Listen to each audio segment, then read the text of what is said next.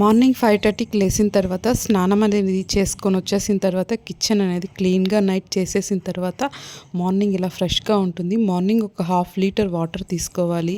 ఎవరైనా కానీ ఎంప్టీ స్టమక్లో కొద్దిగా హాట్ వాటర్ తీసుకుంటే చాలా మంచిది.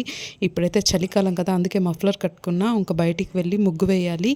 అంటే మేమున్నది పైన ఫ్లోర్లో, కింద ఉన్నది మా మరిది గారు ఉన్నారు, మేము పైన అయితే ఉన్నాము. ఇలా ముగ్గు అనేది పెట్టుకున్నాను. అలాగే పువ్వులు కూడా కోసుకున్నాను ఇంకా పూజ చేయడానికి. మార్నింగ్ లేచిన వెంటనే స్నానం అది చేసుకున్నామంటే ఇంకా పూజకు కరెక్ట్గా ఉంటుంది. అలాగే బయట తులసమ్మకు పూజ చేసేసిన తర్వాత లోపల కూడా పూజ చేసుకున్నాను. ఇదండి ఈరోజు బ్లాగ్. మీకు ఎంతమందికి ఇలా మార్నింగ్ రొటీన్ కూడా నచ్చుతుందనేది కమెంట్ బాక్స్లో మెన్షన్ చేయండి.